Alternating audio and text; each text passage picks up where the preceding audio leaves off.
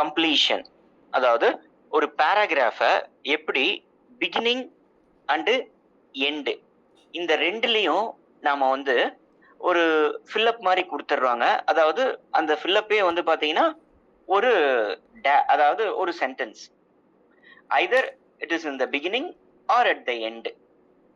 அதை நம்ம எப்படி வேணாலும் வச்சுக்கலாம், அல்லது மிடில்ல கூட இருக்கலாம். ரைட்? இப்போ இதை முழுமைப்படுத்துறோம். அதாவது ஒரு பேசேஜுக்கு அவங்க கொடுத்துருக்கிற அந்த கேப்புக்கு அவங்க சஜஷன்ஸ் கொடுத்துருக்காங்க ஆப்ஷன்ஸா. அதுல எது பெஸ்ட் இட் ஃபிட்ஸ் அப்படின்னு பார்த்து அதை நம்ம கொடுக்குறோம். ஸோ ஃபர்ஸ்ட் வந்து இது எப்படி நாம அப்ரோச் பண்றது பாருங்க. ஒரு பேராகிராஃபை படிக்கும்போது அதனுடைய ஜிஸ்ட், அதாவது அதனுடைய ஓவரால் ஐடியா, அதனுடைய தீம், அது எதை பத்தி சொல்ல வருது, அபவுட் வாட் இட் ஸ்பீக்ஸ் அப்படிங்கிறது ஒன்று தெரியணும். அடுத்தது பாருங்க, நீங்க படிச்சுட்டு வரும்போது அது எதை பத்தி பேசிக்கிட்டு வருது, அடுத்தது எதை பத்தி பேசுது, அந்த ஆர்கியூமெண்ட் அடுத்த லெவலுக்கு அது எங்க மூவ் ஆகுது அப்படிங்கிறத you must keep track of it. அதை நீங்க மைண்ட்ல நோட் பண்ணி வச்சுக்கிட்டே வரணும்.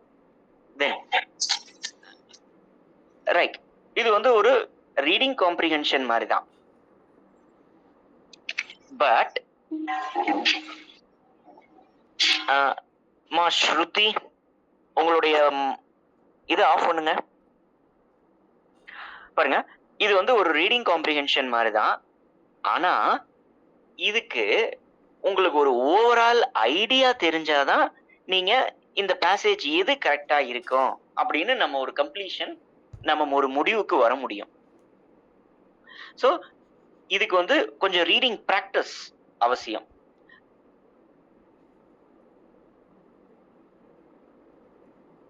இப்ப நாம ஒரு சில விஷயங்கள் என்ன படிக்கும்போது அந்த whether it is an affirmative or it is a negative tone, அந்த tone of the passage, அத வந்து it is pro or against the matter they are dealing with அப்படிங்கிறது ஒண்ணு தெரியணும். தென் அவரு சொல்ற அந்த ஸ்டைல் எப்படி வந்து பாத்தீங்கன்னா, அதாவது ரைட்டிங் வந்து பாத்தீங்கன்னா it differs according to the individuals. ஒரே மாதிரி எல்லா ரைட்டரும் எழுத மாட்டாங்க. ஸோ அந்த ரைட்டர்னுடைய ஸ்டைல், அந்த 4 லைன்ல படிக்கும் போதே நீங்க அந்த ஸ்டைலை வச்சே ஆப்ஷன்ல நீங்க கண்டுபிடிச்சிடலாம். அது ரொம்ப முக்கியம். Tone of the passage, style. அதுக்கு அடுத்தது நம்ம கீவேர்ட்ஸ், அதாவது அந்த பேசேஜ் எதை பத்தி பேசுது, whether it talks about any illness or it talks about any fanciful ideas or it talks about politics, அல்லது பாலிடிக்ஸ்ல நடக்கிற ஒரு சில விஷயங்களை பத்தி அது குறை சொல்லுதா. டோன். அடுத்தது ஸ்டைல், அது எப்படி வந்து அவரு டெசிசிவா சொல்றாரா, அல்லது ரொம்ப அஃபர்மேட்டிவா சொல்றாரா, அல்லது ரொம்ப காமனா சொல்றாரா, இதெல்லாம் நாம பார்த்துதான் ஆப்ஷன்ஸ் ஈஸியா நம்ம பிக் அவுட் பண்ண முடியும். அப்போ இதை வந்து நீங்க you must keep track of it. அது எப்படி சொல்றாரு, என்னென்ன வேர்ட்ஸ் பயன்படுத்தி இருக்காரு, அவருடைய அந்த ஸ்டைல் ஆஃப் ரைட்டிங் எப்படி இருக்கு, இதை வச்சே நம்ம ஆப்ஷன்ஸை ஈஸியா பிக் அவுட் பண்ணலாம். ரைட்? நீங்க வந்து இதுல ஒண்ணு மட்டும் பண்ணக்கூடாது. என்ன? Don't go for extreme choices. அதாவது அப்படியே ரொம்ப நீங்க ஓவர் திங்கிங் பண்ணி ஒரு விஷயத்த இங்க ஆப்ஷனா எடுத்துடக்கூடாது. சிம்பிளா இருக்கணும். That must be apt one. Right? இதுதான் வந்து நீங்க ஒரு பேரா கம்ப்ளீஷனுக்கான ஒரு அப்ரோச். ரைட்? இப்ப நம்ம எக்ஸசைஸ்ல போயிடலாம். பாருங்க, political power. First one, political power is just as permanent as today's news paper. அதாவது பொலிட்டிக்கல் பவர், அந்த பதவி இருக்கு இல்லையா, ஒருத்தர் பாலிடிக்ஸ்ல இருக்காரு, ஒருத்தர் வந்து அதாவது ஒரு பதவியில இருக்காரு, ஒரு கட்சியில ஜெயிச்சு பதவியில இருக்காருன்னா அது வந்து ஒரு நியூஸ் பேப்பர் கணக்கு அப்படிங்கிறாங்க. அப்படின்னா என்ன அர்த்தம்? அதாவது today's news paper is valid only today because it is yesterday's event published today. Tomorrow it is a waste paper. சரியா? Today's news paper is valid only today. இதை வந்து பாலிடிக்ஸோட கம்பேர் பண்றாங்க. எப்படி? பொலிட்டிக்கல் பவர்ல இருக்கிறவங்கள மெயினா. அப்போ 10 இயர்ஸ் டவுன் த லைன், 10 வருஷம் கழிச்சு பாத்தீங்கன்னா, days the most powerful man in any state today. அதாவது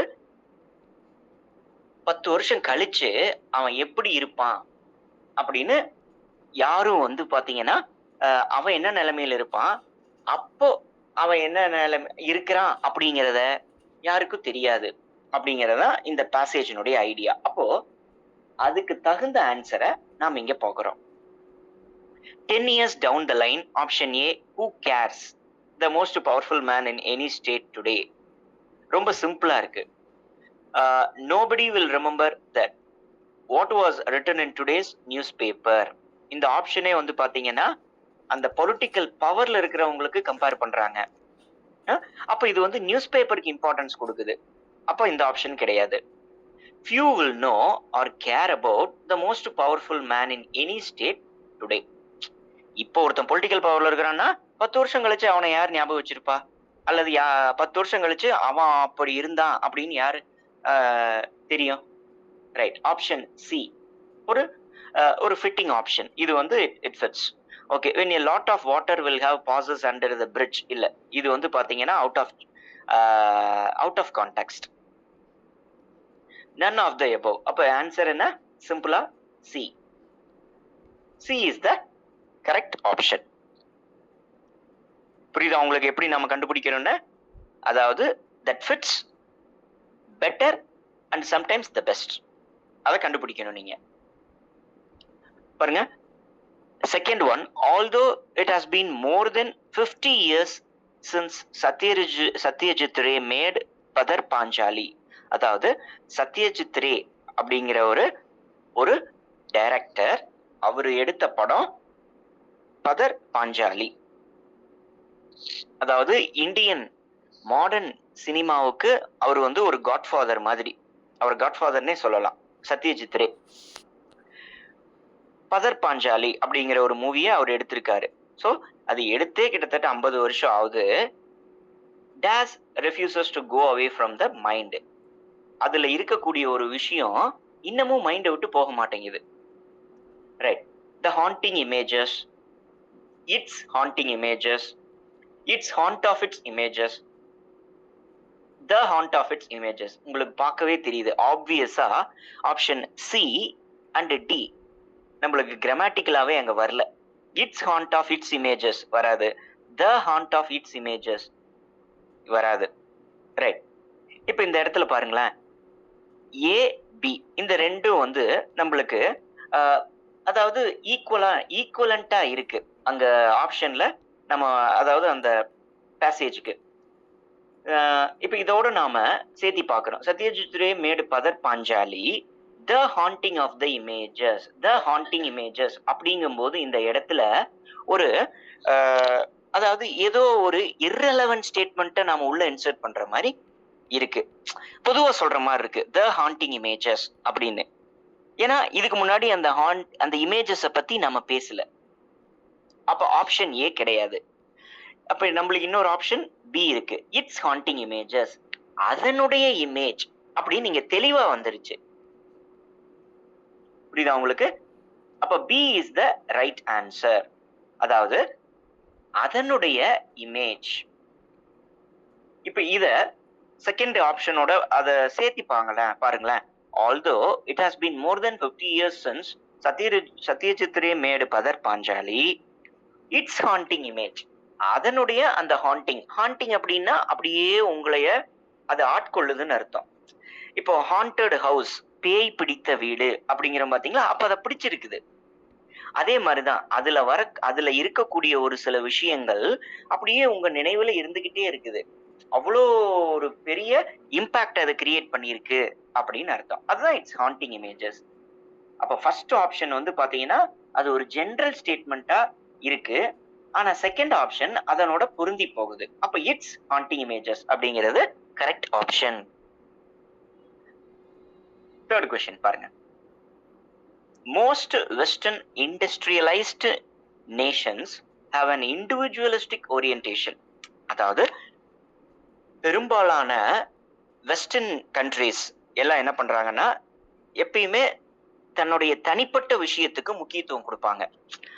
அதாவது ஒரு குறிப்பிட்ட வயசு, ஒரு 5 வயசு, 6 வயசு, 7 வயசு ஆயிட்டாவே அவங்களுக்கு தனி ரூம் குடுத்துருவாங்க. அப்பா, அம்மா தனியா ரூம்ல இருப்பாங்க. அந்த குழந்தைங்கள தனியா ஒரு ரூம்ல வச்சுருவாங்க. ஒரு குறிப்பிட்ட ஏஜ் வரைக்கும். அவங்க வந்து அந்த ஒரு 6, 7, அதாவது எப்படி சொல்றது? ஒரு 6 டூ 7, 8 வயசு வரைக்கும் அவங்க பேரண்ட்ஸோட இருப்பாங்க. அப்படியே அவங்களுக்குன்னு தனித்தனியா எல்லாத்தையுமே தனியா குடுக்க ஆரம்பிச்சுருவாங்க. அப்போ இதத்தான் வந்து என்ன சொல்றாங்கன்னா, இண்டிவிஜுவலிஸ்டிக் ஓரியன்டேஷன். அவங்களோடத அவங்க பார்த்துக்குவாங்க. ஒரு காலேஜ்க்கு மேலலாம் ஒரு ஹையர் ஸ்டடீஸ் வரைக்குமே வந்து அவங்க ஹெல்ப் பண்ணுவாங்க. அதுக்கப்புறமேல் வந்து பார்த்தீங்கன்னா, அவங்க தன்னுடைய இதிலேயே அவங்க டெவலப் ஆயிக்கணும். அப்போ which values independence and self assertiveness. இந்த மாதிரி இருக்கக்கூடிய அந்த வெஸ்டர்ன் கண்ட்ரீஸ்ல இந்த பழக்கம், இது ஒருத்தருடைய சுதந்திரத்தையும், அதாவது இண்டிபெண்டன்ஸ் அப்படின்னா இந்த இடத்துல யாரையும் சார்ந்து இருக்காம இருக்கிறது. பேரண்ட்ஸ டிபெண்ட் பண்ணி இல்லாம இருக்கிறது. And self assertiveness. அவனுக்கு என்ன வேணும், அவனுக்கு என்ன பிடிக்கும் அப்படிங்கறத அவன் தீர்மானிச்சுக்கிறான். ரைட். இத சொல்லுது. அப்போ வெஸ்டர்ன் கண்ட்ரீஸ் எல்லாமே இந்த ஒரு பெர்ஸ்பெக்டிவ்ல, இந்த ஒரு ஐடியால இருக்காங்க. Dash they stress the interdependence of people within the community. அப்போ இந்த இடத்துல ஏதோ ஒண்ணு எக்ஸ்ட்ரா சொல்ல வராங்க. ஆப்ஷன்ஸ் போயிடலாம். there is no internal evidence to suggest this. Right. இதுக்கும் ஏவுக்கும் ஆப்ஷன் இந்த இதுக்கும் நம்ம பொருந்தி போகல, விட்டுறலாம். individuals in collective Asian cultures are even less likely to commit such errors. இத வந்து எரர்னு நாம சொல்ல முடியாது. அப்போ ஆப்ஷன் ஏவும் கிடையாது, ஆப்ஷன் பியும் இல்ல. in contrast, many non-Western cultures have a more collectivist orientation. பாருங்க, அந்த மேல இருக்கக்கூடிய அந்த சென்டென்ஸுக்கு இது ஒரு ஒரு ஃபிட்டிங்கா இருக்கு. இன் கான்ட்ராஸ்ட். இன் கான்ட்ராஸ்ட் அப்படின்னா அப்படியே ஆப்போசிட். இன் கான்ட்ராஸ்ட், பட் இது எல்லாமே முன்னாடி என்ன சொல்லியிருக்காங்களோ அதை அப்படியே ஆப்போசிட்டா சொல்ல போகுது அப்படின்னு அர்த்தம்.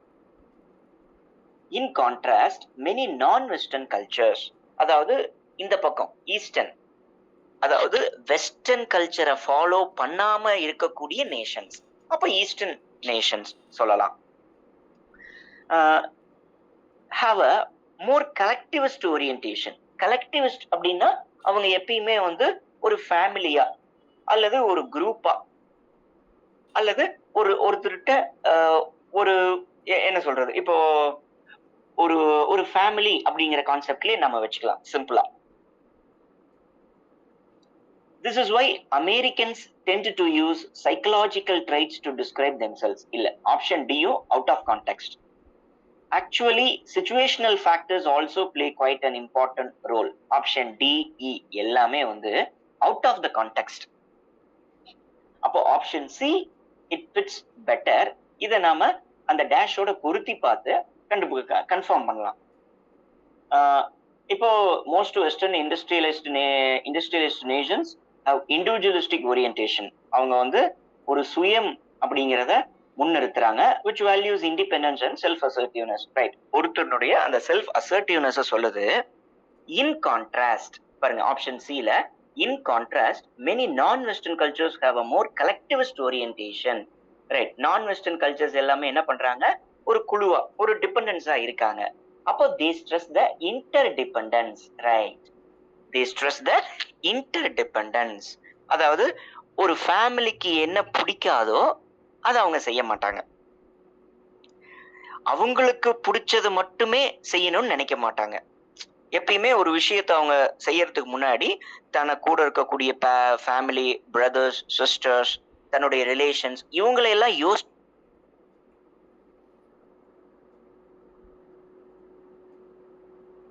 அக்ரிகல்ச்சரை நம்பி இருக்கிறாங்க. Farming, agriculture synonymous words. Days கொடுத்துட்டாங்க. இப்ப இந்த சென்டென்ஸ் இங்க பாருங்களேன், லைவ்லிஹுட்ஸ் பக்கத்துல ஒரு கமா போட்டிருக்காங்க, அதை நீங்க நல்லா நோட் பண்ணணும். அப்போ அந்த சென்டென்ஸ் வந்து இன்னும் முடியல, அங்க டேஷ் கொடுத்துட்டாங்க, அதுக்கப்புறம் புள்ளி வச்சிருக்காங்க. ரெயின் எவாபரேட்ஸ் ஃபாஸ்ட் இன் தி countries punishing summer heat. Rain வந்து பாத்தீங்கன்னா அதாவது ரெயின் வாட்டர், இந்த இடத்துல ரெயின் அப்படின்னு இந்த இடத்துல சொல்றது என்ன, ரெயின் வாட்டர், குளத்துல, கிணத்துல அதுக்கப்புறமேலு நம்ம பெரிய ஏரி ஆத்துல இருக்கக்கூடிய இந்த ரெயின் வாட்டரை எல்லாம் என்ன பண்ணுதுன்னா ஹீட்டு சம்மர்ல வந்து பாத்தீங்கன்னா அந்த ஹீட்னால ஈஸியா அது எவாபரேட் ஆயிடுது சீக்கிரமா.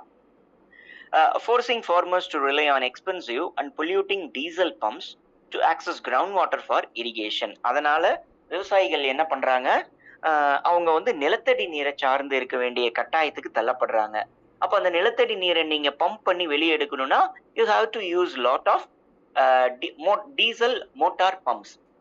இந்த இடத்துல அவங்க வந்து இது வந்து ஒரு பழைய கான்டெக்ஸ்ட் இந்த சென்டென்ஸ் வந்து கொடுத்திருக்கிறது. ஏன்னா இப்போ வந்து most of the people they use electricity, not diesel pumps. But இது பழைய கான்டெக்ஸ்ட்ல கொடுத்திருக்காங்க. Anyway they use one or other sources, either electric or diesel. Right, நம்மளுக்கு ஆப்ஷன் என்ன, அந்த லைவ்லிஹுட்ஸ் பக்கத்துல வர சென்டென்ஸ் என்னவா இருக்கும், அதனுடைய continuation. For their livelihoods co-founder and CEO Kate Taylor, out of context. இதை பார்த்தாலே உங்களுக்கு தெரிஞ்சிடும். பாருங்க, co-founder and CEO Kate Taylor said in an interview with CNN Business. அதாவது farmers, most of the people இந்தியாவில் இருக்கக்கூடிய people ஃபார்மிங்கை டிபெண்ட் பண்ணி இருக்காங்கன்னு சொல்லி CNN பிசினஸ்க்கு இன்டர்வியூ ஒருத்தர் கொடுக்குறாரு அப்படின்னா அது out of context. Right, diesel pumps that can cost up to 10,000 rupees. பாருங்க, லைவ்லிஹுட்ஸ் இதுக்கு இந்த சென்டென்ஸ் பொருந்தவே இல்லை. கிராமட்டிக்கலி அண்ட் செமான்டிக்கலி மீனிங்ஃபுல்லி இதுக்கப்புறமே லைவ்லிஹுட்ஸ் இதை வந்து diesel pumps that can cost கிராமட்டிக்கலாவும் மீனிங்ஃபுல்லாவுமே இந்த லைவ்லிஹுட்ஸ் பக்கத்துல ஆப்ஷன் பி வர்றதில்லை. Okay, but widespread droughts in recent years means they often struggle to find enough water for their fields. பாருங்களேன், நான் உங்களுக்கு ஆல்ரெடி சொன்னேன், பட்டு இன் கான்ட்ராஸ்ட் இதெல்லாம் வந்துச்சுன்னா அப்படியே ஆப்போசிட்டா சொல்லும் முன்னாடி சொன்னதை. But widespread droughts in recent years means they often struggle to find enough water for their fields. இது வந்து ஒரு ரிலேட்டடான இருக்கு. The small farmers that use the Kethworks systems make even less. Right, டியும் கிடையாது, அங்கே மீனிங்ஃபுல்லாகவே வரல. இப்போ நம்மளுக்கு இருக்கிற அவைலபிள் ஆப்ஷன் என்ன, 1 சி தான் இருக்கு. அதை இதோட பொருத்தி பார்த்துடலாம். But widespread droughts in recent years, அதாவது நிறைய ஃபார்மர்ஸ் வந்து பார்த்தீங்கன்னா இந்தியாவில் நிறைய பீப்புள் இந்தியாவில் ஃபார்மிங்கை டிபெண்ட் பண்ணி தான் இருக்கிறாங்க அவங்களுடைய வாழ்வாதாரத்துக்கே.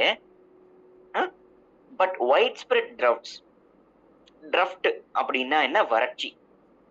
வைட் ஸ்ப்ரெட் பரவலான வறட்சி இந்த காலத்துல என்ன ஆயிருது, they often struggle to find enough water for their fields.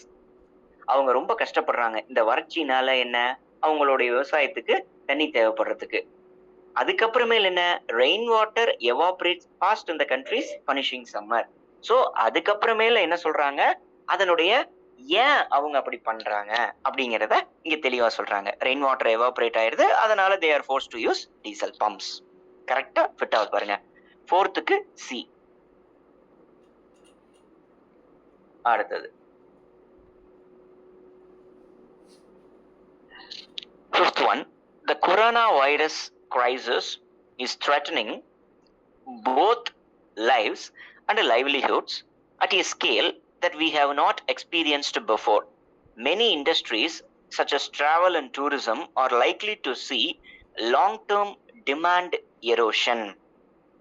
Many industries என்ன பண்றாங்கன்னா ஒரு லாங் டேர்ம் டிராவல், அதாவது மெனி இண்டஸ்ட்ரீஸ் வந்து அஃபெக்ட் ஆகுது. Like travel and tourism especially சொல்றாங்க. அஸ் அ ரிசல்ட் ஒரு டேஷ் கொடுத்துட்டாங்க, நல்லா கவனிங்க. அஸ் அ ரிசல்ட் பக்கத்துல கமா. Given these circumstances, இந்த சர்க்கம்ஸ்டன்ஸ்னால it is necessary to consider undertaking some extra efforts. அதாவது வேலையில இருக்கிறவங்க தங்களுடைய வேலையை தக்க வச்சுக்கிறதுக்கு ஒரு சில எக்ஸ்ட்ரா எஃபர்ட்ஸை எடுக்கணும் அப்படிங்கிறாங்க. ஏன்னா கொரோனானால நிறைய பேர்த்தினுடைய லைவ்லிஹுட்ஸ் அஃபெக்ட் ஆயிருக்கு. தென்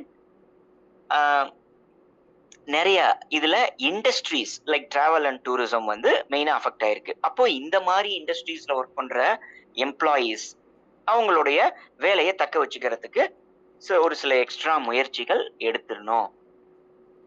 As a result, dash 3 broad areas that may contribute to your success during these troubled times. இல்ல, இந்த கொஸ்டினுக்கும் கான்டெக்ஸ்டுக்குமே ஏ ஆப்ஷன் வரல. As a result, you have to ensure that you are doing the work that no one else in an organization is. Right. Option வந்து option B நம்மளுக்கு லைட்டா fit ஆகுது, ஆனா it is not grammatically finished. பாருங்க, கடைசியில your no ones in the organization is, அதாவது நீங்க உங்களுடைய ஆர்கனைசேஷன்ல எவரும் செய்யாத வேலையை நீங்க செய்ய திறமைப்பட்டுக்கணும், கத்துக்கணும் அப்படிங்கிறாங்க. ஆனா அது கிராமட்டிக்கலா ஃபினிஷ் ஆகல. அப்போ ஆப்ஷன் பி கிடையாது. Millions of jobs are significant risk in the next 2 years or so. அப்போ as a result millions of jobs, நிறைய ஜாப்ஸ் வந்து பாத்தீங்கன்னா ஒரு பெரிய ரிஸ்க்ல இருக்குது கம்மிங் 2 years அப்படிங்கிறாங்க. ரைட். ஆப்ஷன் சி வந்து நம்மளுக்கு ஒரு ஃபிட்டிங் ஆப்ஷனா இருக்கு. D, have to show as a result, have to show the quality of work through the key performance indicators that matter to the organization. இது வந்து கிராமட்டிக்கலா இந்த option பொருந்தல. as a result have to show அப்படின்னு ஆரம்பிக்குது. அப்போ அந்த இடத்துல ஒரு நவுனே அங்க இல்ல. அந்த சென்டென்ஸுங்களுடைய as a result கண்டினியூ பண்ற மாதிரியான டி ஆப்ஷன் டி இல்ல. அப்ப நம்மளுக்கு வந்து சி இட் ஃபிட்ஸ் பெட்டர். இதை பொருத்தி பார்த்துடலாம். as a result millions of jobs are at a significant risk. அதனால கொரோனானால டிராவல் அண்ட் டூரிசம் நிறைய அஃபெக்ட் ஆயிருக்கு. அந்த டைப் ஆஃப் இண்டஸ்ட்ரீஸ்ல ஒர்க் பண்ற அந்த எம்ப்ளாயீஸ்னுடைய ஜாப் என்ன, மில்லியன்ஸ் ஆஃப் ஜாப்ஸ் ரொம்ப ரிஸ்கா இருக்கு in the coming 2 years. so it is necessary given these circumstances. இந்த சர்க்கம்ஸ்டான்சஸ்னால என்ன, இட் இஸ் நெசசரி, அவங்க எல்லாம் என்ன பண்ணணும், எக்ஸ்ட்ரா எஃபர்ட் போட்டு வேலையை தக்க வச்சுக்கணும். ஆப்ஷன் கரெக்டா ஆப்ஷன் 5க்கு சி பக்காவா பொருந்தது. The second occurrence, 6th one பாருங்க. The second occurrence was the deposition and transportation. பாருங்க, deposition அப்படின்னு நாம இதை படிக்கணும். டெபாசிஷன் படிக்கக்கூடாது. deposition and transportation of Wajid Ali Shah, the Nawab of Oudh in northern India in 1857 after what has been called the Sipai Mutiny. சிப்பாய் முட்டணியில அந்த கழகத்துல, சிப்பாய் முட்டணி கழகத்துல என்ன ஆகுதுன்னா, அந்த கழகத்தை பிரிட்டிஷ்காரங்க அதாவது கர்ப் பண்றாங்க, அதை ஒடுக்குறாங்க. ஆனா அப்ப என்ன ஆகுது,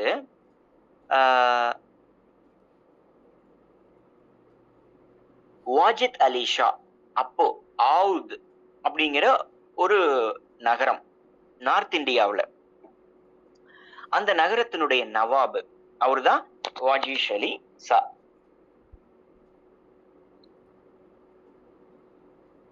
ஜஸ்ட் a minute. பாருங்க, மியூட்டினி அப்படின்னா கழகம், அதான் சிப்பாய் கழகம்.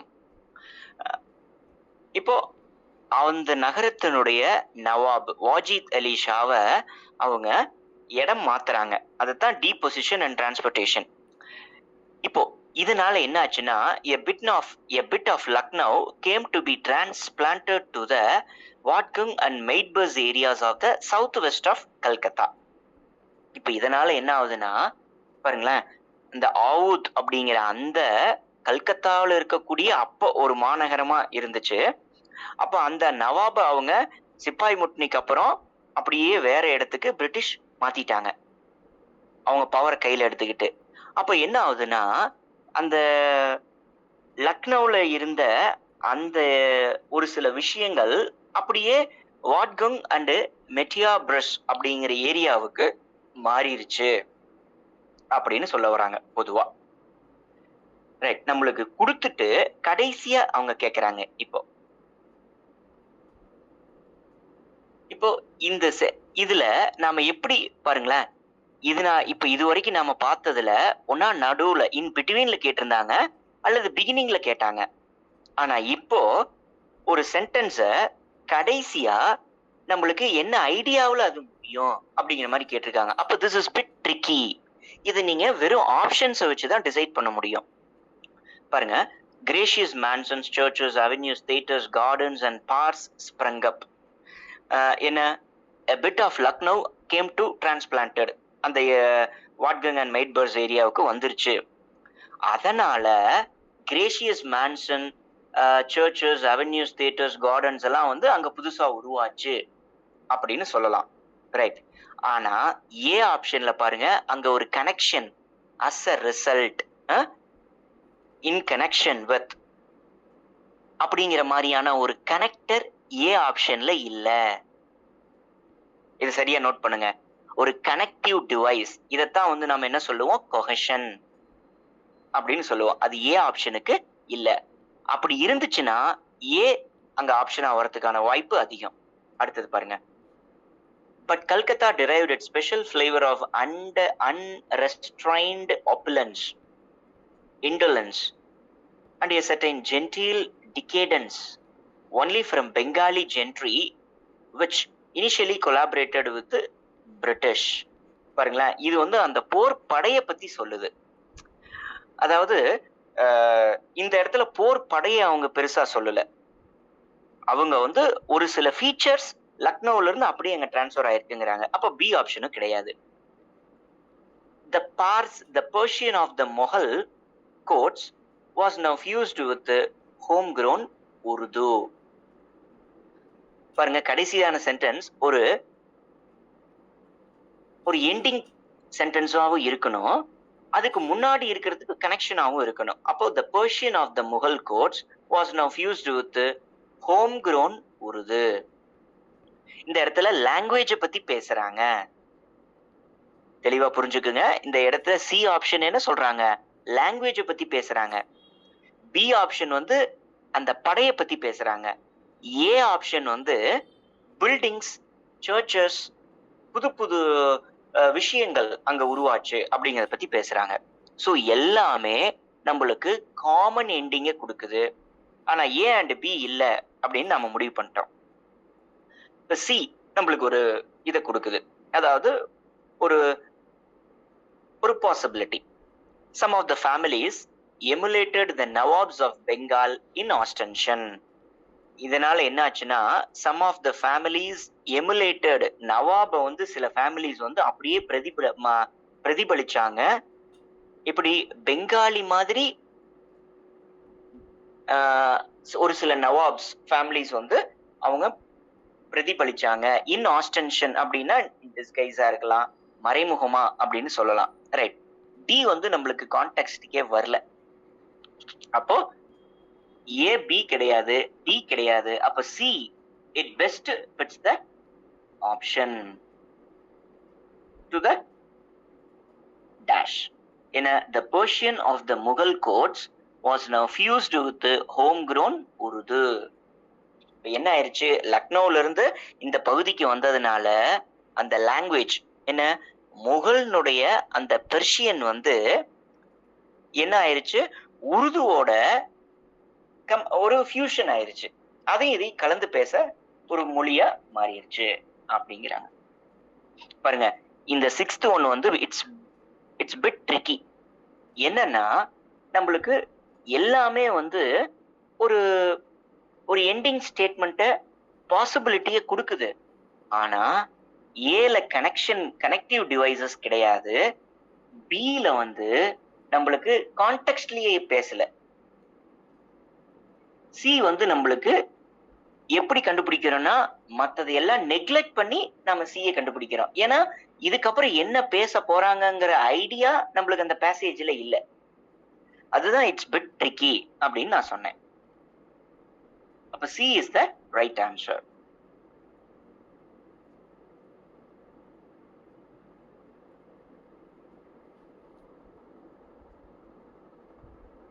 பாருங்க, the Democrat is profoundly convinced of two things. ஒரு டெமோக்ராட்டிக் நேஷன் அப்படிங்கிறது என்னன்னா, 2 விஷயத்த அவங்க ஃபாலோ பண்றாங்க. First, that all men are equal and that there is no such a thing as inferiority or failing and என்ன ஃபர்ஸ்ட் ஒன், எல்லாரும் எல்லாத்துக்குமே equal. சட்டம் அப்படிங்கிறது எல்லாத்துக்குமே பொருந்தும். சட்டத்தின் முன்னாடி அனைவரும் சமம். அதே மாதிரி எல்லாத்துக்கும் எல்லாமே கிடைக்கணும். யாரும் வந்து அங்க சுப்பீரியர் இன்ஃபீரியர் அப்படின்னு கிடையாது. First thing. And secondly, that what men call faults are really natural characteristics of great interest. செகண்டா என்ன சொல்றாங்கன்னா, what men call faults, மக்கள் எதை ஃபால்ட் அப்படிங்கிறாங்கன்னா, natural characteristics of great interest. அவங்க வந்து எது அவங்களுக்கு பிடிக்கலையோ அதைத்தான் அவங்க சொல்றாங்க. He believes that faults are popular prejudices invented by. So அவர் என்ன நம்புறாரு அப்படின்னா, ஃபால்ஸ் தவறுகள் அப்படிங்கிறதே வந்து சில தவறான கண்ணோட்டம், சில தவறான கருத்துகள், அதுதான் ப்ரிஜுடைஸ். நாம ஒருத்தரை பத்தி நான் எந்தவித ஆதாரமும் எந்த விதமான ஒரு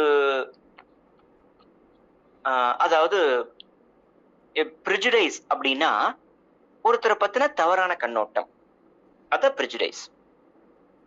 அப்போ அவங்கள பத்தின அந்த தவறான கண்ணோட்டத்தை யாரு உருவாக்குறாங்க? Priest, nobles, rulers. பாருங்க, பிரீஸ்ட்னா பெரிய சாமியார்கள், நோபல்ஸ், நோபல் அப்படின்னா அரசவை ஆளுபவர்கள், அவங்கதான் நோபல் பீப்புள் அப்படின்னு நம்ம சொல்றோம். அண்ட் ரூலர்ஸ், அரசர்கள், ஆட்சியாளர்கள்.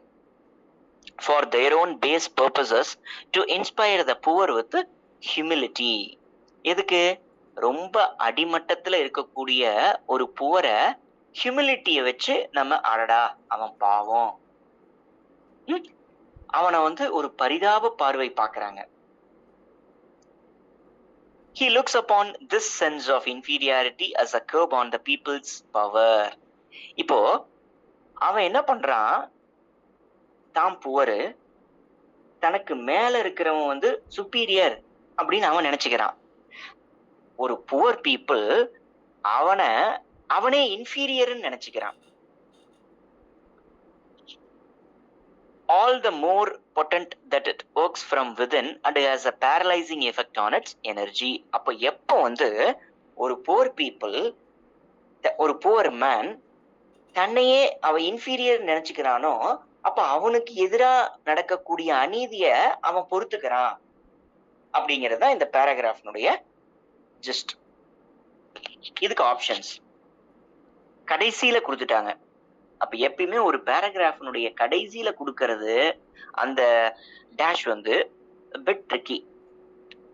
The more mindful the poor are of their lack of social graces, the more easily they accept their own inferiority. பாருங்க, the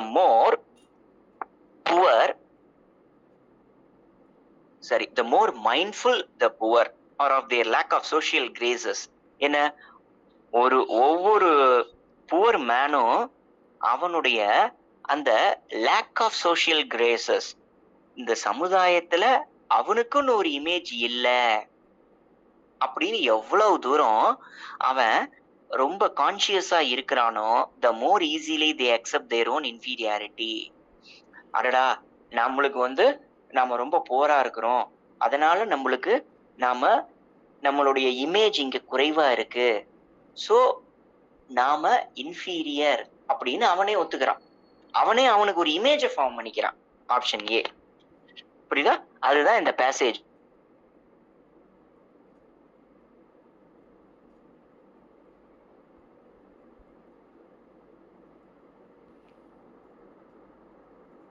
யார் ஒருத்தன் தன்னைத்தானே இன்ஃபீரியர் நினைச்சுக்கிறானோ அவன் ஆட்டோமேட்டிக்கா தன்னுடைய ரைட்ஸும் அவ்வளவுதான் அப்படின்னு அவன் நினைச்சுக்கிறான். ஏன்னா இந்த image, because he lacks image of wealth, superiority. அப்போ ஒரு டெமோக்ராட் அப்படிங்கிறது இமேஜ் பார்த்து வரல, அது ஈக்குவாலிட்டியில வருது. அவன் பணக்காரனா இருந்தாலும் சரி, ஏழையா இருந்தாலும் சரி, சட்டம் எல்லாத்துக்கும் ஒண்ணுதான். ஆனா அவனுடைய ஒரு புவர் தன்னுடைய அந்த ஒரு ஏழ்மையான ஸ்டேட்டை முன்னிறுத்தி தன்னையே அவன் தாழ்த்திக்கிறான். அப்ப ஆப்ஷன் பி, சி ரெண்டுமே வந்து கிடையாது. பொலைட்னஸ் பத்தி பேசுது. Without this pretense of polite manners, the aristocracy would not be able to claim superiority over the mass as much. Okay, option D வந்து நம்மளுக்கு கொஞ்சம் தெளிவா இருக்கு. ஆனா ஆப்ஷன் ஏ கம்பேர் பண்ணும்போது ஆப்ஷன் டி வந்து we prefer option A to D. அப்ப option A. இப்ப இத சென்டென்ஸோட பொருத்தி பார்க்கலாம். The more mindful the poor are of their lack of social graces. ஒவ்வொரு புவரும் எவ்வளவு தூரம் அவன் கான்சியஸா இருக்கானோ, தாம வந்து நம்மளுக்கு இமேஜ் கம்மியா இருக்கு, நம்ம வெல்த் கம்மியா இருக்கு அப்படின்னு நினைக்கிறானோ, the more easily they accept their own inferiority. அப்போ அவன் ஈஸியா அவனுடைய இன்ஃபீரியாரிட்டிய அவனே அக்செப்ட் பண்ணிக்கிறான். புரியுதா உங்களுக்கு? இதுதான் வந்து நம்ம என்ன சொல்றோம்னா இன்ஃபீரியாரிட்டி காம்ப்ளெக்ஸ். கேள்விப்பட்டிருக்கீங்களா நீங்க? த காம்ப்ளெக்ஸ், இது வந்து ஒரு காம்ப்ளெக்ஸ். என்ன? ஒருத்தன் தன்னைத்தானே தாழ்த்தி கொள்ளுதல். ஐயோ எனக்கு வந்து எதுவுமே இல்ல, I do not have, I am penniless, எனக்கு எந்த பணமும் இல்ல, எனக்கு வந்து எந்த திறமையும் இல்ல, அப்ப நான் வந்து திறமையா இருக்கிறவனுக்கு, திறமைய வெளி காட்டுறவனுக்கு நான் ஈக்குவல் இல்ல அப்படின்னு தன்னைத்தானே ஒரு காம்ப்ளெக்சிட்டியை வளர்த்திக்கிறது. அப்ப இந்த புவர் பீப்புள் எல்லாருமே இந்த காம்ப்ளெக்சிட்டியை அவங்க நேச்சுரலாவே அக்செப்ட் பண்ணிக்கிறாங்க. ரைட்? இது கொஞ்சம் நீங்க ட்ரிக்கியான ஒரு பேசேஜ். இதை இப்படிதான் நீங்க கண்டுபிடிக்கணும்.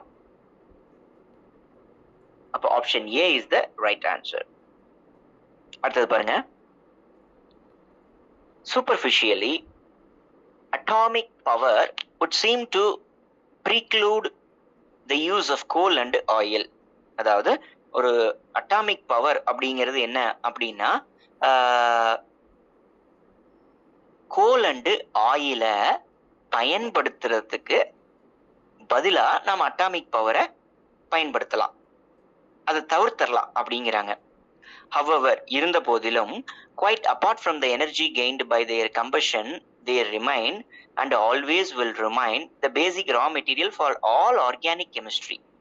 என்னதான் வந்து நம்மளுடைய பவர் சோர்ஸுக்கு நாம அட்டாமிக் பவரை பயன்படுத்துறதுனால கோல் அண்ட் ஆயில நாம விட்டுறலாம் அப்படின்னாலும், ஆர்கானிக் கெமிஸ்ட்ரி, இந்த ஃபீல்ட் ஆஃப் ஆர்கானிக் கெமிஸ்ட்ரியில கோல் அண்ட் பாத்தீங்கன்னா அதை தவிர்க்க முடியாது அப்படிங்கிறாங்க. என்ன? பிளாஸ்டிக்ஸ், டைஸ், பார்மசூட்டிகல்ஸ், சால்வென்ட்ஸ், இது எல்லாமே அதை டிபெண்ட் பண்ணி தான் இருக்கு. Industry could not exist without them. என்ன? the use of coal and oil even in an atomic age.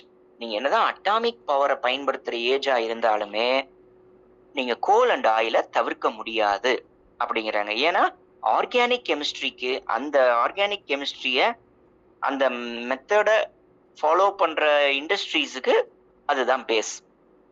Right? Hence there is no escaping them. ரொம்ப சிம்பிளா இருக்கு இந்த option. The only rational to stop using them would be their adverse effects on the environment. இல்ல, இவங்க எஃபெக்ட பத்தி பேசல, right effect are good எஃபெக்ட பத்தி பேசல. அப்போ ஆப்ஷன் பி ஆட்டோமேட்டிக்கா நம்ம நெக்லெக்ட் பண்ணிடலாம். Industry is as dependent today as it ever was on coal and oil. Right? இப்போ அதனால என்ன?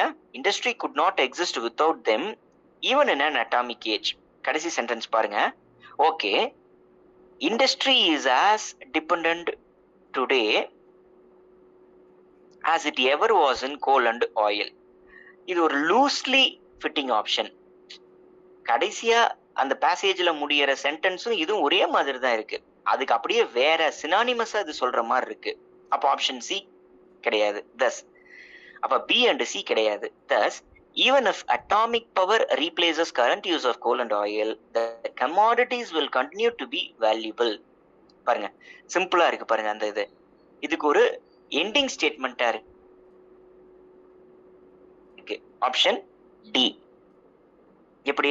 என்னதான் வந்து அட்டாமிக் பவர் வந்து கோல் அண்ட் ஆயில ரீப்ளேஸ் பண்ணாலும் அந்த கமாடிட்டிஸ் என்ன, இந்த கோல் அண்ட் ஆயில் இது வந்து என்ன continue to be a valuable. நம்ம என்னதான் வந்து அட்டாமிக் பவரை பயன்படுத்தினாலும், அட்டாமிக் பவர் கோல் அண்ட் ஆயிலை ரீப்ளேஸ் பண்ணாலும், கோல் அண்ட் ஆயில் ரிமைன்ஸ் என்ன, அது ஒரு மதிப்பு மிக்க பொருளாவே இன்னமும் இருக்கு. அப்ப இந்த பேசேஜுக்கு கரெக்டான எண்டிங் புரியுதுங்களா? Option D is the right answer.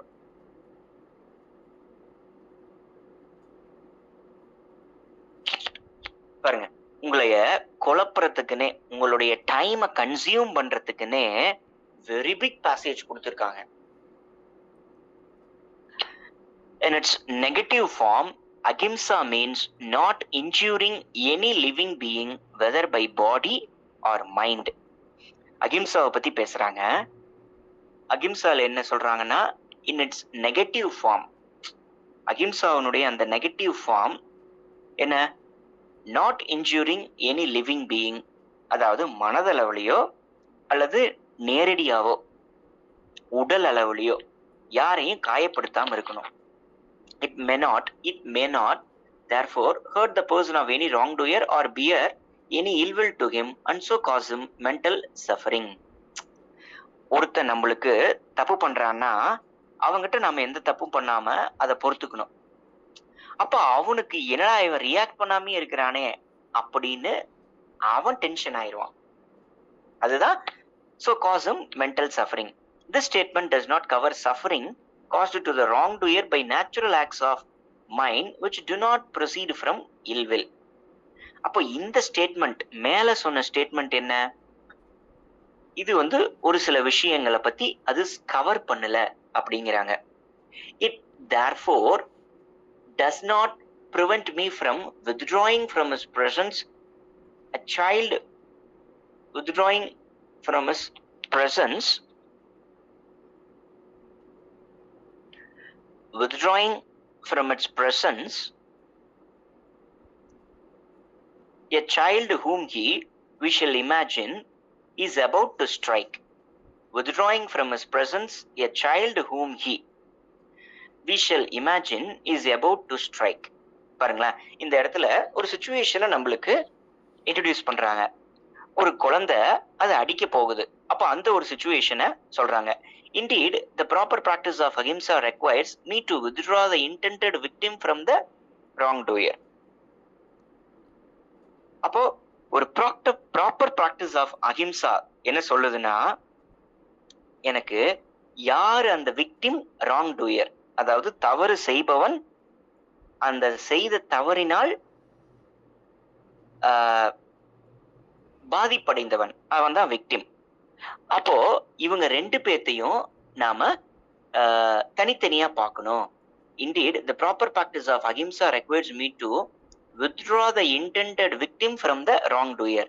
If I am in any way whatsoever the guardian of such a child, என்னுடைய அந்த அக்கறை வழியின் மூலியமா யார் ஒருத்தனுக்கு தீங்கு விளைவிக்கிறாங்களோ அவங்கிட்ட இருந்து அவனை நான் விலக்கிடணும், அந்த பாதிப்படையவனை.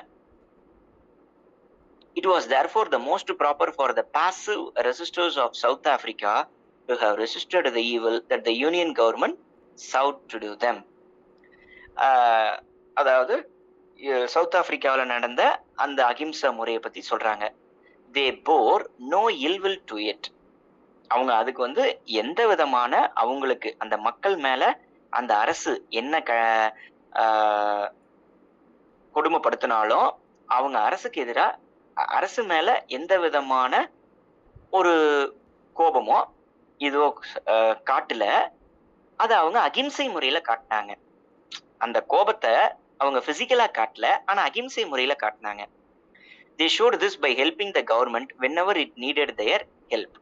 அதாவது என்ன பண்ணாங்க, நல்ல முறையில யார் உங்களுக்கு தீங்கு செஞ்சாலும் நீங்க அமைதியா இருந்துட்டு அவனுக்கு திரும்ப தீங்கு செய்யாம அவனுக்கு எப்பப்பெல்லாம் உதவி தேவைப்படுதோ அப்ப நீங்க அவனுக்கு ஓடி போய் செஞ்சீங்க. புரியுதா? இதத்தான் இங்க சொல்றாங்க.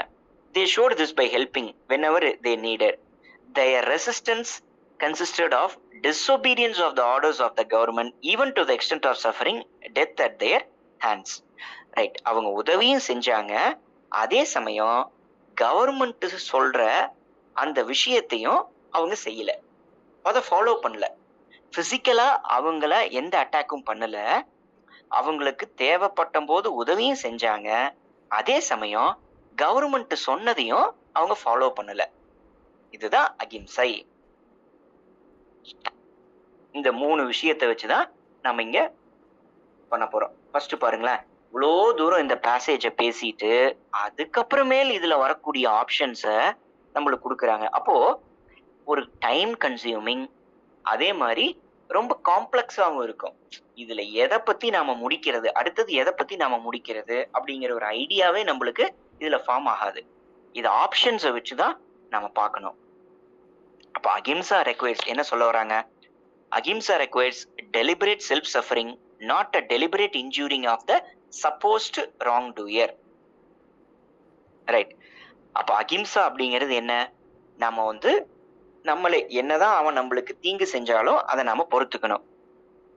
Self suffering, not a deliberate injuring of the supposed wrongdoer. யார் நம்மளுக்கு தீங்கு செய்யறாங்களோ அவனை போய் அடிச்சிடக்கூடாது. அதே மாதிரி அவன் சொல்றதையும் நாம செய்யக்கூடாது. அவனை அடிக்கவும் கூடாது, அவனை பொறுத்துக்கணும். அதே சமயம் அவனுக்கு நாம ஹெல்ப்பும் பண்ணணும், அவனுக்கு எப்பெல்லாம் தேவையோ. அகிம்சை. ரைட். ஃபர்ஸ்ட் ஆப்ஷன் வந்து நம்மளுக்கு ஓரளவுக்கு நல்லா ஃபிட் ஆகுது. Hence ahimsa is necessary to bring freedom to people of the country. இல்ல, இந்த ஆப்ஷன் வந்து ஒரு ஒரு எண்ட் ஸ்டேட்மெண்டா இருக்கு. ஆனா இந்த பேசேஜ ரெப்ரசன்ட் பண்ணி முடிக்கிற மாதிரியான ஒரு இது இல்ல ஆப்ஷன் பிக்கு. Option B is grammatically and semantically correct, but does not fit to the statement, fit to the passage. ஒரு ரொம்ப பிளைனா முடிக்கிற மாதிரி இருக்கு. நம்ம இவ்வளோ தூரம் பெருசா படிச்சுட்டு அப்படி ஒரு சிம்பிளா முடிக்கிற மாதிரி இருக்கு. அப்போ ஆப்ஷன் பி கிடையாது. Hence, ahimsa must be practiced because it is the only way to get rid of negative and negative mind bearings. இங்க வந்து அவங்க நெகட்டிவ் மைண்ட் பீரிங்ஸை பத்தி மட்டுமே சொல்லல. சரியா? எப்படி ஒருத்தனை அகிம்சை வழியில நாம திருத்தணும் அப்படிங்கிறத சொல்றாங்க மெயினா. அப்போ ஆப்ஷன் சி வந்து இட் இஸ் நாட் இன்க்ளூசிவ். அந்த மேட்டர் என்னென்னலாம் டிஸ்கஸ் பண்ணமோ அதை பத்தின இல்ல. ரைட். ஆப்ஷன் பி கிடையாது, சி கிடையாது. But through Ahimsa sometimes people cannot be able to do justice properly and hence should not be practiced by majority of them. அப்படியே ராங்கா இருக்கு பாத்தீங்களா? பட்னு சொன்னாலே நான் என்ன சொன்னேன், அப்படியே ஆப்போசிட்டா சொல்லும். அப்போ ஆப்ஷன் டியும் கிடையாது. the only option that fits better is option A. என்ன? அஹிம்சா வந்து நாம அடுத்தவன் நம்மளுக்கு தீங்கு செஞ்சா நாம அதை பொறுத்துக்கணும். அதே மாதிரி நாம அவனுக்கு எந்த தீங்கும் பிசிக்கலா செஞ்சிடக்கூடாது. அதே மாதிரி அவன் சொல் பேச்சையும் நாம கேட்கக்கூடாது. அவனுக்கு எப்ப தேவையோ அப்ப நாம ஹெல்ப்பும் பண்ணணும். அப்போ என்னடா இவன் நாம எதை சொல்றதும் கேட்க மாட்டேங்கிறான், ஆனா நம்மளுக்கு உதவி செய்யறான், நம்மளைய பிசிக்கலா எதுவும் பண்ணலையே அப்படிங்கும் போது அவனே மனம் திருந்துவான் அப்படிங்கறத இந்த passage. Right. Option A fits correct for the 9th one.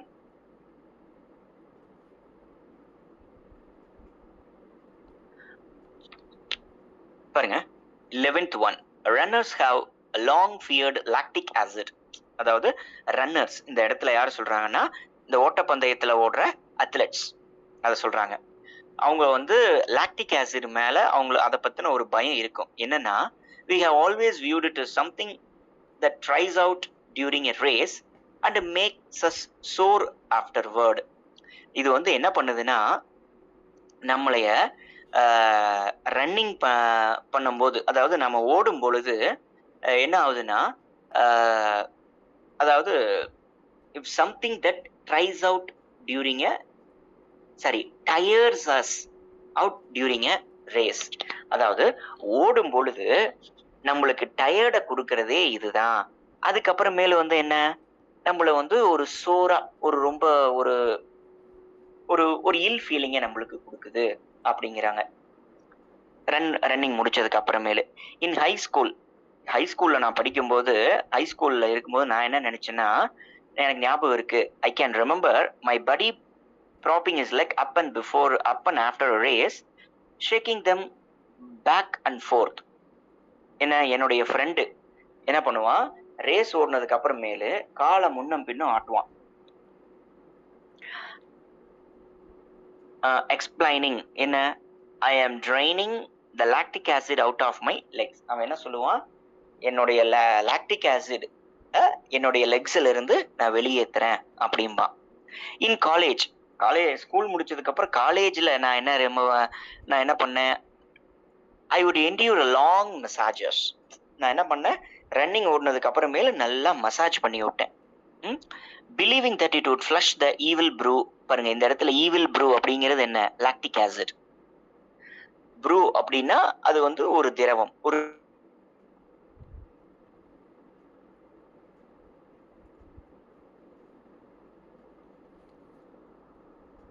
என்னுடைய அந்த சோர்னஸ் வெளியே போயிடும் அப்படின்னு. பாருங்க, இதுவும் ஒரு காம்ப்ளெக்ஸான பேசேஜ். ஏன்னா கடைசியில தான் நம்மளுக்கு கொடுத்துருக்கான் டேஷ். அப்ப இதுக்கு என்ன எண்டிங் வரும்? It was like a bad house guest that would hang around causing a trouble until it was physically removed. என் ஸ்கூல்ல நான் ஒன்று பண்ணினேன், அங்கே பண்ணது ஞாபகம் இருந்துச்சு. அப்புறம் காலேஜ் டேஸ்ல நான் மசாஜ் பண்ணேன். ரைட். அப்போ இது என்ன, it was like a bad house guest, ஒரு வேண்டாத விருந்தாளி மாதிரி. தட் வுட் ஹேங் அரவுண்ட், எப்ப பாரு அது அந்த இடத்துலயே சுத்திக்கிட்டு இருக்கும். எப்போ நான் ஓடினதுக்கு அப்புறமேலு. ஹேங் அரவுண்ட் அப்படின்னா அந்த இடத்துல சுத்திட்டு இருக்கிறது, அந்த இடத்துல இருக்கிறது அப்படின்னு அர்த்தம். காசிங் ட்ரபிள், நம்மளுக்கு ஏதாவது தொந்தரவு கொடுத்துக்கிட்டே இருக்கும். Until it is physically removed, எப்போ அதை நான் அப்படி நேரடியாக கொண்டு போய் தூக்கி போடுற வரைக்கும். இதுதான் A, option A. Right. Option A இந்த ஸ்டேட்மெண்ட் சொல்லியிருக்கிற பேசேஜுக்கு ஒரு எண்டிங் ஸ்டேட்மெண்ட்டா இருக்கு. Correct. Lactic acid is a byproduct that is created when we burn glycogen without oxygen as we run. பாத்தீங்கன்னா இந்த பி ஆப்ஷன் ரொம்ப எக்ஸ்ட்ரீமா இருக்கு. நான் உங்களுக்கு இந்த கிளாஸ், அதாவது இந்த செஷன் பிகினிங்லயே சொன்னேன், டோன்ட் சூஸ் எக்ஸ்ட்ரீம் ஆப்ஷன்ஸ். இது பாத்தீங்கன்னா லாக்டிக் ஆசிட்னுடைய அந்த ஃபார்முலைக் ஒரு ப்ராசஸ சொல்லுது, எப்படி அது உருவாகுது அப்படின்னு. அது கிடையாது. Most lactic acid is quickly removed after exercise and it is not to blame for post race soreness. இது லாக்டிக் ஆசிட் பாத்தீங்கன்னா நாம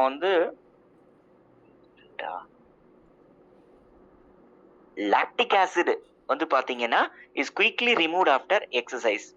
அதாவது லாக்டிக் ஆசிட் எக்ஸசைஸ்க்கு அப்புறமேல் சீக்கிரமா ரிமூவ் ஆயிரும்.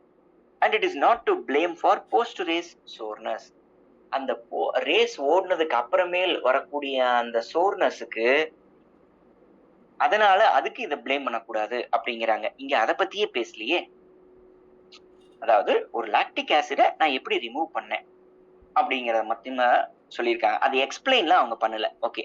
இன் recent years studies have shown that we have had it all wrong. இது ஒரு extreme option. Recent இயர்ஸா என்ன ஆயிடுச்சுன்னா, இந்த லாக்டிக் ஆசிட் அப்படிங்கிற அந்த கான்செப்டே அது தப்பு, அப்படி ஒண்ணு இல்ல அப்படிங்கிற மாதிரி இந்த டி ஆப்ஷன் இருக்கு. இப்போ பி, சி, டி எல்லாமே ஒரு டைப் ஆஃப் எக்ஸ்ட்ரீம். ஒன்னு எக்ஸ்பிளைன் பண்ணுது, இன்னொன்னு அதை பத்தின ஃபார்முலை ப்ராசஸ் சொல்லுது, இன்னொன்னு ஒரு கைண்ட் ஆஃப் எக்ஸ்ட்ரீம் தான் போகுது. அப்போ ஏன் நாம ஃபிட் பண்ணி பார்க்கலாம். என் காலேஜ் டேஸ்ல நான் அப்படி இருந்தேன், ஸ்கூல் டேஸ்ல நான் அப்படி இருந்ததை நான் ஞாபகம் வச்சிருக்கேன். அப்போ என்ன சிம்பிளா, it was like a bad house guest. அது ஒரு வேண்டா விருந்தாளி. எப்போ நாம அதை அடிச்சு விரட்டுற வரைக்கும், until it was physically removed. அப்போ option A fits correct. Simple and fitting ending statement. சரியா? ரைட். ஸ்டூடெண்ட்ஸ், உங்களுக்கு இதுல ஏதாவது ஃபாலோ பண்றோம், அந்த கீவேர்ட்ஸை வச்சு, கனெக்டர்ஸை வச்சு அந்த ஐடியா எப்படி கொகசிவா அங்க ஃபார்ம் ஆகுது, அந்த கொடுத்துருக்கிற அந்த ஆப்ஷனுக்கு எப்படி நம்ம கொகசிவா ஃபில் ஆகுது அப்படிங்கறத வச்சும் நம்ம பார்க்கிறோம். கீவேர்ட்ஸ் பார்க்கிறோம், ஜிஸ்ட் பார்க்கிறோம், செமான்டிக் அதாவது மீனிங்ஃபுல்லா பார்க்கிறோம், கிராமட்டிக்கலா பார்க்கிறோம். இப்படி டிஃப்ரெண்ட் கிரைட்டீரியாவை வச்சு நாம இந்த பேசேஜ் ஃபில்லிங் நடத்தினால உங்களுக்கு ஏதாவது டவுட்ஸ் இருந்தா கேளுங்க. You all understood? உங்களுக்கு ஏதாவது டவுட் இருக்கா? டவுட்ஸ் இருந்தால் கேளுங்க. Next class.